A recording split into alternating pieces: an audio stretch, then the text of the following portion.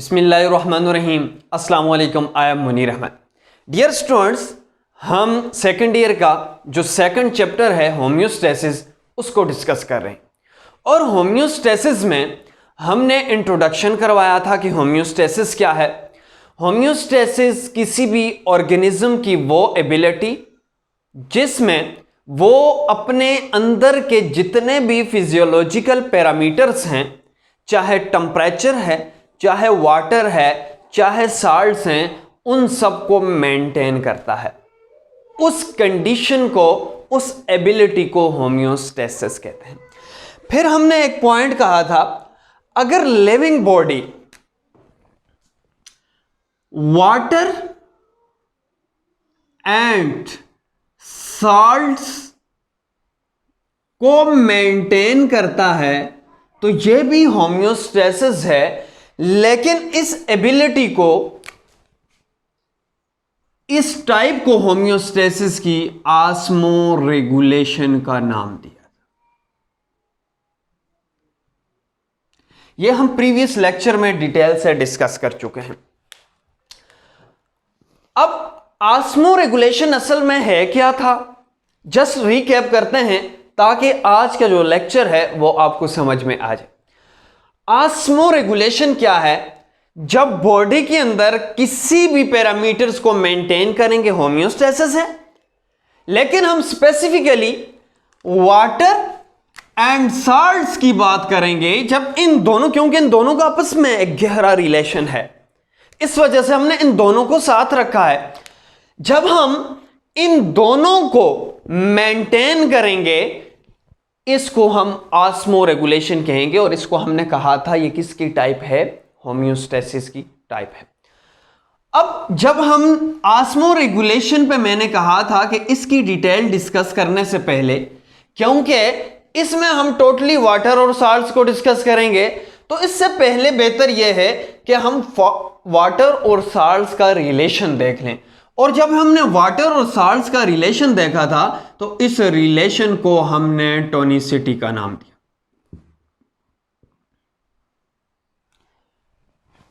Clear है? Water और salts के दरमियान जो प्रीवियस लेक्चर था वो टोटल अबाउट टोनिसिटी था।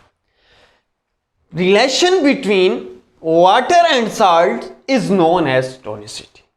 कैसा रिलेशन होना चाहिए? फिर हमने इस लेक्चर में 3 इंपॉर्टेंट पॉइंट्स को डिस्कस किया था। 3 इंपॉर्टेंट एनवायरनमेंट को डिस्कस किया था। एक को हमने कहा था आइसोटोनिक। ये इसी वजह से रिवाइज कर रहा हूं क्योंकि ये पॉइंट्स आज के लेक्चर में बार बार आएंगे। अगर ये कॉन्सेप्ट्स आपका क्लियर नहीं है तो आप इसको समझ नहीं पाएंगे। आइसोटोनिक, एक को हमने कहा था हाइपोटोनिक, एक को हमने कहा था हाइपरटोनिक। ये 3 तरह के हमने एनवायरनमेंट को डिस्कस किया था।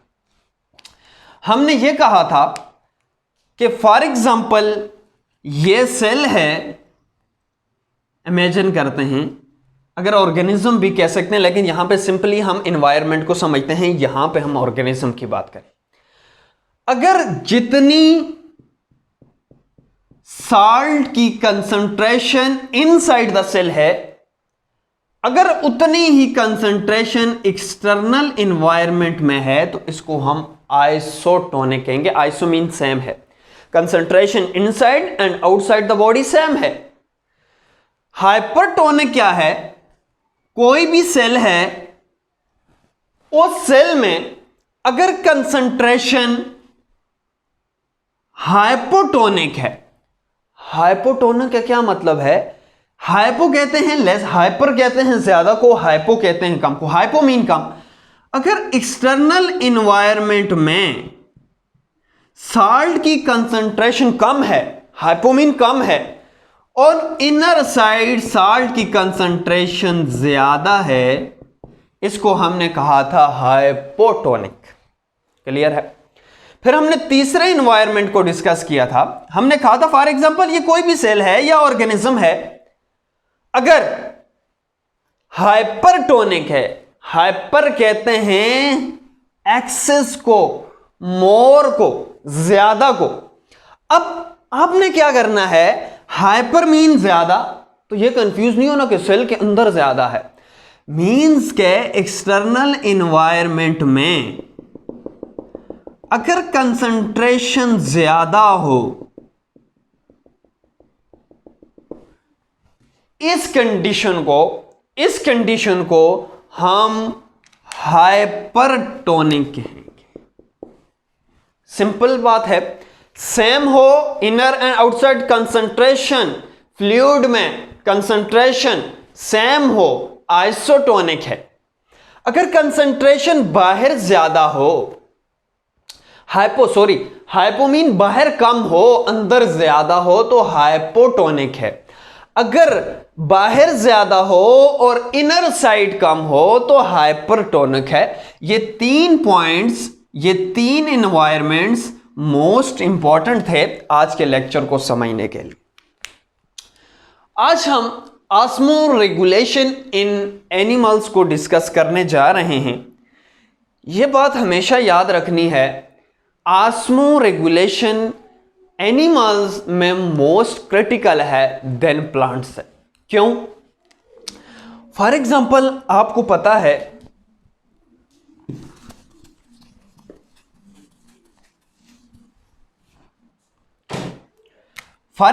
ये प्लांट सेल है और ये एनिमल सेल है, और प्लांट सेल में एक एक्स्ट्रा वॉल भी होती है आउटसाइड द सेल मेम्ब्रेन, जिसको हम सेल वॉल कहते हैं। जबकि सेल वॉल के अंदर सेल मेम्ब्रेन है, जबकि एनिमल सेल में सिर्फ सेल मेम्ब्रेन है, सेल वॉल एब्सेंट होती है। अब प्लांट्स में अगर सेल के अंदर टर्जिडिटी ज्यादा हो जाए, कंसंट्रेशन ज्यादा हो जाए, तनाव टेंशन ज्यादा हो जाए, तो सेल वॉल है उसको प्रोटेक्ट करने के लिए। लेकिन एनिमल सेल में सेल वॉल नहीं है, तो मोस्ट क्रिटिकल है कि ना अंदर जितनी अमाउंट चाहिए, अगर वाटर इतना चाहिए तो वाटर इतना ही होना चाहिए, अगर साल्ट्स इतना चाहिए तो साल्ट्स इतना ही होना चाहिए। क्योंकि उस तरह की प्रोटेक्शन बाहर कवरिंग नहीं है जो इसको बर्स्ट होने से बचाएगी। क्लियर है? ये 2 इंपॉर्टेंट पॉइंट थे जो मैंने फर्स्ट लाइन लिखी हुई है। Animal require critical balance of water and solutes. अब ऑस्मो रेगुलेशन को 2 मेन टाइप्स पे डिवाइड किया जाता है on the basis of environment, जो मैंने 3 आपको बताया है, आइसोटोनिक, हाइपोटोनिक और हाइपरटोनिक। मीन्स के ऑस्मो रेगुलेशन की टाइप्स हैं ऑन द बेस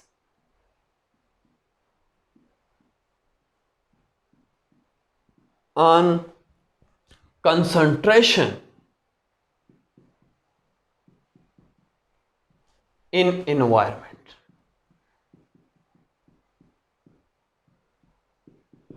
इन्वायरमेंट की कंसंट्रेशन की बेस पे हमने ऑस्मो रेगुलेशन एनिमल्स में एनिमल्स को डिफरेंट कैटेगरीज में डिवाइड किया है। नहीं आई समझ? किसी भी एनिमल्स का इंटरनल कंसंट्रेशन और एक्सटर्नल कंसंट्रेशन सेम है तो हम कहेंगे कि ये एक टाइप के एनिमल्स हैं, जिसको हमने ऑस्मो कन्फर्मर्स का नाम दे दिया। दूसरे टाइप के वो एनिमल्स हैं जिनमें इंटरनल कंसंट्रेशन और एक्सटर्नल कंसंट्रेशन सेम नहीं है, या ज्यादा है या कम है, उसको हमने ऑस्मो रेगुलेटर्स का नाम दिया। क्लियर है? अब इसको समझते हैं। असल में ऑस्मो रेगुलेटर्स कौन से एनिमल्स हैं, ऑस्मो कन्फर्मर कौन से एनिमल्स हैं। क्लियर है? अब मैं आपको डायग्राम से समझाना चाहूंगा ताकि क्लियर हो जाए। फॉर एग्जाम्पल ये कोई भी ऑर्गेनिज्म है, फिशेस हैं, ये भी फिशेस है। मैं कहता हूं इसके अंदर जितना वाटर है उतना ही बाहर एक्सटर्नल एनवायरनमेंट में भी वाटर है। मीन के वाटर जितना इनर साइड है बॉडी के उतना ही आउटसाइड बॉडी है। क्लियर है? मैं कहता हूं क्योंकि हम साल्ट और वाटर के रिलेशन को देख रहे हैं और उस बेस पे, कंसंट्रेशन की बेस पे ऑर्गेनिज्म को डिवाइड कर रहे हैं। अगर इसमें कंसंट्रेशन साल्ट्स की इतनी है और इतनी ही कंसंट्रेशन इन्वायरमेंट में है, क्या बात हुई? मतलब यह है कि जितनी कंसंट्रेशन इंटरनल एनवायरनमेंट में है उतनी ही कंसंट्रेशन एक्सटर्नल एनवायरनमेंट में है। इसका क्या मतलब हुआ कि कोई चीज आइसो है तो इसको हम कह सकते हैं आइसोटोनिक। ऐसे ऑर्गेनिज्म जो आइसोटोनिक हो, आइसो मीन सेम हो, इनर साइड कंसंट्रेशन और आउटर साइड कंसंट्रेशन सेम हो, सॉल्यूट्स की कंसंट्रेशन सेम हो, वाटर की कंसंट्रेशन सेम हो, ऐसे ऑर्गेनिज्म आइसोटोनिक हैं और ऐसे ऑर्गेनिजम्स को ऑस्मोकन्फर्मर्स कहते हैं। अब आपको क्लियर हो जाएगा। अब इसको डिफाइन करते हैं properly. Those organisms whose body fluid concentration, वो वाले ऑर्गेनिज्म जिनकी बॉडी की फ्लूइड का concentration is equal to external environment, वो इक्वल हो जाए external environment, are is isotonic. Simply अगर एक वर्ड में मैं कहूं, इज नोन एज ऑस्मोकन्फर्मर्स। लेकिन अब इस केस की तरफ आते हैं। ऐसे ऑर्गेनिजम्स जिनकी बॉडी के अंदर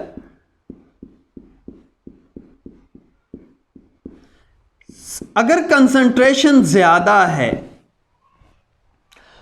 और बाहर कम है, अंदर सॉल्यूट्स की कंसंट्रेशन ज्यादा है, बाहर वाटर की कंसंट्रेशन ज्यादा है, तो आपने मुझे यह बताना है कि ये आइसोटोनिक है या नहीं है।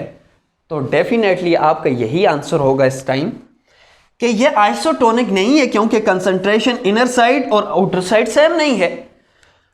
ऐसे ऑर्गेनिज्म जिनकी कंसंट्रेशन सिमिलर ना हो, इनर साइड और आउटर साइड फ्लूइड की कंसंट्रेशन सेम ना हो, ऑस्मोरेगुलेटर्स कहते हैं। फॉर एग्जांपल, ये कोई भी दूसरा ऑर्गेनिज्म है, अगर इसमें बाहर सॉल्यूट्स की कंसंट्रेशन, साल्ट की कंसंट्रेशन ज्यादा है देन इनर साइड से, और इनर साइड में वाटर की कंसंट्रेशन ज्यादा है देन आउटसाइड से, तो क्या ये दोनों कंसंट्रेशन सेम है इनर साइड और आउटर साइड से? नहीं है। क्या ये ऑस्मोकन्फर्मर्स है? क्या आइसोटोनिक है? नहीं। अब ऐसे ऑर्गेनिज्म जिनका इंटरनल और एक्सटर्नल फ्लूइड की कंसंट्रेशन सेम नहीं है, ऐसे ऑर्गेनिजम्स को ऑस्मोरेगुलेटर्स कहते हैं। आई होप क्लियर होगा। अब देखें, सर आपने तो यहां पे आइसोटोनिक की बात की है, लेकिन जब आपने एनवायरनमेंट को डिस्कस किया तो आपने हाइपरटोनिक और हाइपोटोनिक का कहा था। तो सर हमें यह बताएं कि हाइपरटोनिक और हाइपोटोनिक कौन सी साइड पे फिट आएंगे? इस साइड पे फिट आएंगे या इस साइड पे? तो आपने बता दिया आइसोटोनिक। ऐसे ऑर्गेनिज्म, ये जो मैंने अभी एक्सप्लेन किया है, जिनमें सॉल्यूट्स की कंसंट्रेशन इनसाइड द बॉडी ज्यादा हो, ऐसे ऑर्गेनिज्म को हाइपोटोनिक कहते हैं। ऐसे ऑर्गेनिज्म जिनमें सॉल्यूट्स की कंसंट्रेशन बाहर ज्यादा हो, ऐसे ऑर्गेनिजम्स को हाइपरटोनिक कहते हैं। अब सिंपल सी बात है, कोई ये पूछे, अब एमसीक्यूज के लिए मोस्ट इंपॉर्टेंट है, आइसोटोनिक ऑस्मोकन्फर्मर्स हैं या ऑस्मोरेगुलेटर्स हैं? तो आपका आंसर होना चाहिए आइसोटोनिक आइसोकन्फर्मर्स हैं।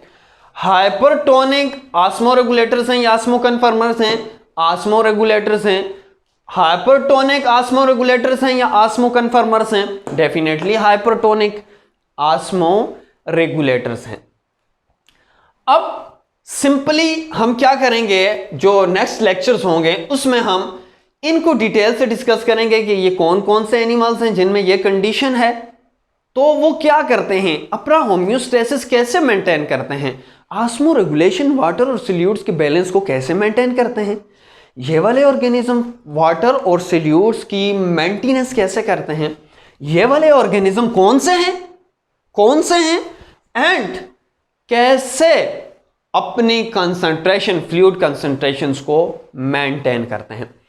अब सिंपली सी बात है, इसको अगर मैं आज सिंप्लीफाई करूं, नेक्स्ट लेक्चर में इंशाल्लाह हम डिटेल से डिस्कस करेंगे। फॉर एग्जांपल, ये कोई भी फिश है,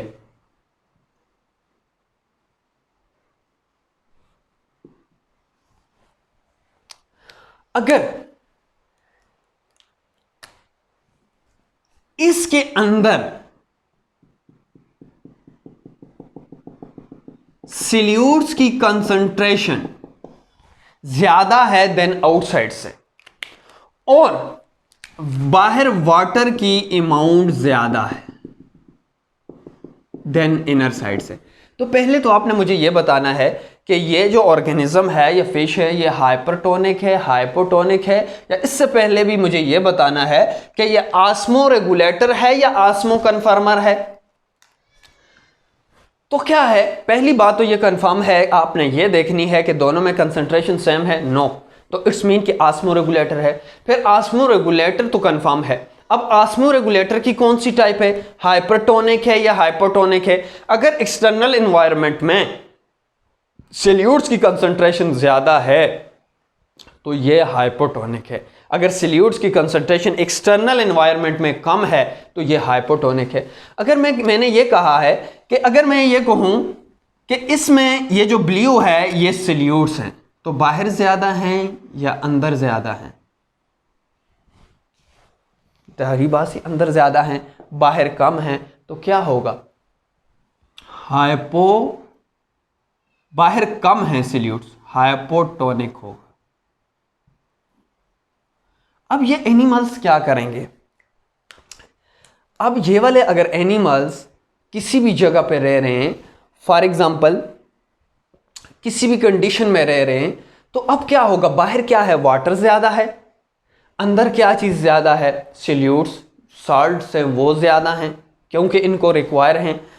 अब वाटर क्या करेगा, यहां से मूव करेगा, वाटर यहां से मूव करेगा, क्योंकि वाटर की या किसी भी चीज़ की ये एबिलिटी होती है कि जहां पे उसकी हायर कंसंट्रेशन है, ऑस्मोसिस हम डिस्कस कर चुके हैं, वो वहां से मूव करेगा इनर साइड पे। अब इनर साइड पे फिश को तो वाटर कम चाहिए क्योंकि उसको ज़रूरत कम है। अब पानी क्या है, पानी ने अंदर जाना है, तो क्या होगा, इसके अंदर पानी ज़्यादा होगा, वाटर ज़्यादा होगा। अब इसको क्या प्रॉब्लम फेस होगा कि इसकी बॉडी जो है वो उसमें ज़्यादा एक्सेस अमाउंट ऑफ वाटर होगा, तो ये एक्सेस अमाउंट ऑफ वाटर को क्या करेगी, एक्सक्रीट करेगी। अब एक्सक्रीट करना होम्योस्टेसिस नहीं है, क्या ज़्यादा अमाउंट हुई है उसको कम किया है, तो क्या ये होम्योस्टेसिस नहीं है, मेंटेन किया है। अब कैसे मेंटेन करेगी, ये डिल्यूट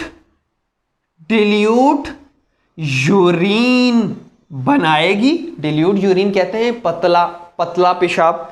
इसका यह मतलब है कि इसमें पानी ज्यादा गया है तो उस ज्यादा से ज्यादा पानी को निकालेगी, साल्ट्स को कम से कम निकालेगी। क्यों, क्योंकि साल्ट्स तो ऑलरेडी इसके बॉडी के अंदर कम है और इसको रिक्वायर हैं, तो इसकी कोशिश क्या होगी कि ज्यादा से ज्यादा डिल्यूट यूरिन बनाए और इन्वायरमेंट में क्या कर दे, रिलीज कर दे, ताकि होम्योस्टेसिस मेंटेन रहे।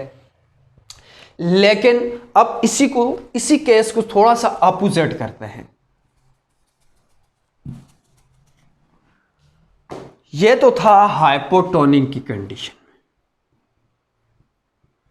और क्या इस केस में एनर्जी रिक्वायर होगी, एक्टिव प्रोसेस है, एनर्जी रिक्वायर होगी, क्योंकि वाटर कम से ज़्यादा कंसंट्रेशन से कम की तरफ गया, एनर्जी नहीं ज़रूरत।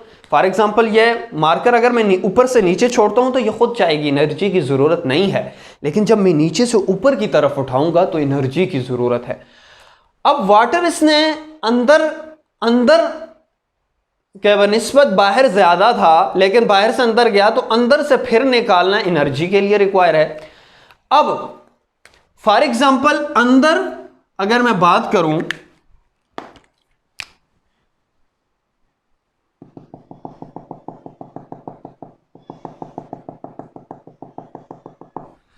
बाहर अंदर साल्ट्स की कंसंट्रेशन कम है। अगर इससे मैं अलग डायग्राम बना दूं तो और क्लियर हो जाए।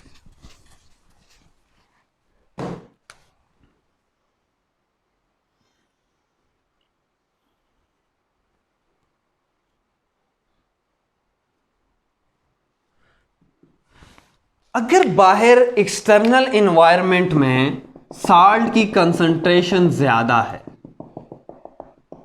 अंदर कम है, अंदर वाटर की कंसंट्रेशन ज्यादा है, बाहर कम है। अंदर की बनिस्बत बाहर है तो ज्यादा है, जाहिर सी बात। अगर समुंदर है, मेरीन वाटर है, तो अब फिश के अंदर इतना पानी नहीं है जितना वाटर है, लेकिन इसके कंपेयर करते हैं, हम कंपेयर करते हैं साल्ट्स और वाटर के कंपेयर। बाहर साल्ट्स और वाटर कितना है, बॉडी के अंदर साल्ट्स और वाटर कितना है। अगर आप फोकस करें तो अब जो साल्ट्स हैं वो बाहर से ज्यादा हैं, जबकि वाटर जो है वो इनसाइड तक ज्यादा है। तो आपने मुझे तो पहले यह बताना है कि ये आस्मो कन्फर्मर है या आस्मो रेगुलेटर है। तो डेफिनेटली आस्मो रेगुलेटर है, क्योंकि डिफरेंस है। क्या ये हाइपरटोनिक है या हाइपोटोनिक है? कंसंट्रेशन साल्ट्स की बाहर ज्यादा है या अंदर? बाहर ज्यादा है, तो डेफिनेटली ये हाइपरटोनिक है। अब क्या होगा, जाहिर सी बात है मेरीन वाटर में है तो बाहर से ज्यादा साल्ट्स बॉडी के अंदर एंटर होगा, लेकिन बॉडी को इतना साल्ट्स तो नहीं चाहिए। अब इनकी बॉडी क्या करेगी? जो एक्सेस साल्ट्स बाहर से वाटर के साथ इनर साइड पे गया है, उस साल्ट्स को रिमूव करेगी। तो क्या होम्योस्टेसिस नहीं है? बाहर से एक्सेस अमाउंट में साल्ट गया है तो साल्ट उसको रिक्वायर नहीं था, साल्ट उसने फिर निकाला है तो अमाउंट को नॉर्मल रखा है, तो क्या होम्योस्टेसिस नहीं है? और ये कोशिश करेगी कि कंसंट्रेटेड यूरिन को बनाए, ऐसा पतला पेशाब बनाए जिसमें पानी तो कम हो लेकिन उसमें साल्ट ज्यादा हो, क्योंकि बाहर से अंदर साल्ट ज्यादा जा चुके हैं, साल्ट्स बॉडी को जरूरत नहीं है। और साल्ट्स वो कोशिश करेगा कि यूरिन में साल्ट्स की अमाउंट ज्यादा और ज्यादा से ज्यादा कंसंट्रेटेड यूरिन हो जिसमें साल्ट ज्यादा हो, डिल्यूट कहते हैं पतला, जिसमें पानी ज्यादा हो। इसमें क्या हो, कंसंट्रेटेड यूरिन हो। लेकिन इसको एनर्जी भी रिक्वायर होगी, एक्टिव एनर्जी। क्यों एनर्जी रिक्वायर होगी? क्योंकि अंदर साल्ट्स की अमाउंट ज्यादा है वाटर की बनिस्बत, लेकिन उसको चाहिए नहीं था, लेकिन बाहर भी साल्ट ज्यादा है, तो कम से ज्यादा की तरफ लेके आने के लिए एनर्जी की जरूरत होती है। तो इस प्रोसेस के लिए एनर्जी की जरूरत है। लेकिन अब तीसरा अगर मैं केस करूं आइसोटोनिक की कंडीशन वाला,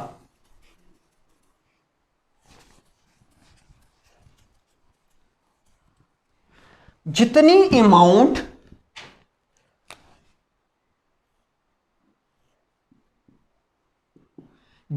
अमाउंट इनसाइड है उतनी ही अमाउंट आउटसाइड है, तो इस एनवायरनमेंट को आइसोटोनिक कहेंगे। तो इन ऑर्गेनिजम्स को इतना प्रॉब्लम नहीं होता, जितना बाहर है उतना अंदर है, ये खुश है।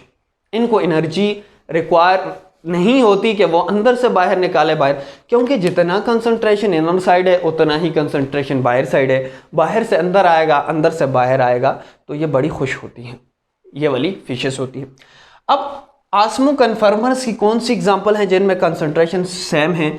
इनमें हमारे पास हैग फिश है, इंशाल्लाह लेटर लेक्चर्स में इनको डिटेल से डिस्कस करेंगे कि मेरीन फिशेस कौन सी हैं, फ्रेश वाटर फिशेस कौन सी हैं और कैसे मेंटेन्स करते हैं, डिटेल से डिस्कस करेंगे।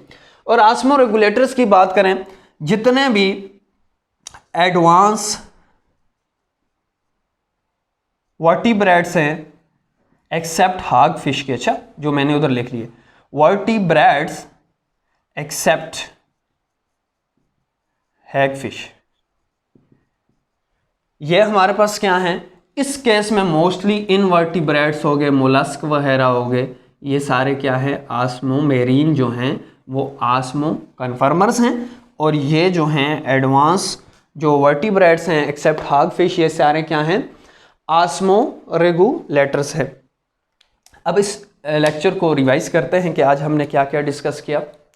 Today we discuss osmoregulation in animals. Osmoregulation in case of animals is most important because in animals the balance of water and salts is critical for the survival of life. And then we discuss types of osmoregulation. There are two types of osmoregulation on the basis on water and solute concentration in external environment. One is called osmoregulators and second is called osmoconformers. What is osmoregulators? Those animals or organisms whose body fluid concentration is different from external environment. Those organisms whose body concentration is different, they may be hypertonic. Solute concentration may be present greater in external environment than internal environment, and they may be hypotonic. Solute concentration is less in external environment than internal environment. And then we discuss second type of osmoconformers. Those organisms whose body fluid concentration is isotonic or equal to internal and external environment is known as osmoconformers. The examples of osmoconformers are hagfish, invertebrates, mollusks, etc. The examples of osmoregulators is advanced vertebrates except hagfish, etc., etc. Inshallah, in later lecture we will discuss in detail in each organism how marine water fishes maintain, how animals, for example humans maintain. Inshallah later lecture we will discuss in details. Now a short homework for the students. Differentiate between